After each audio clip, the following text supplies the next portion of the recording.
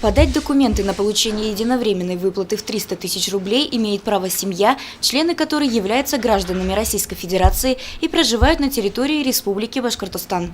Также одним из важных условий является факт рождения первого ребенка в период с 1 января 2017 года по 1 января 2019 года.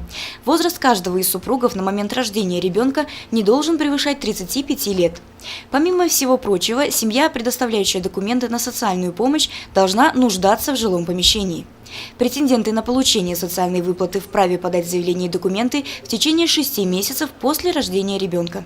Распорядиться денежными средствами можно по 3 целям. Первая цель – это реализация социальной выплаты на оплату приобретаемого строящего жилого помещения. Вторая цель – реализация социальной выплаты для строительства индивидуального жилого дома, в том числе на завершение раннего начатого строительства индивидуального жилого дома.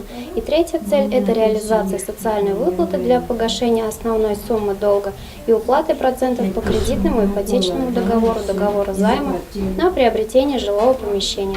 Свидетельство о предоставлении единовременной социальной выплаты при рождении первого ребенка выдается в случае положительного решения в уведомлении. Получить подробную консультацию, уточнить полный пакет документов, исходя из жизненной ситуации, можно непосредственно в офисе учреждения и по телефону центра МФЦ «Мои документы». Евдокия Титаренко, Радмир Исенгулов, Гульгина Раскильдина, телекомпания СТВ.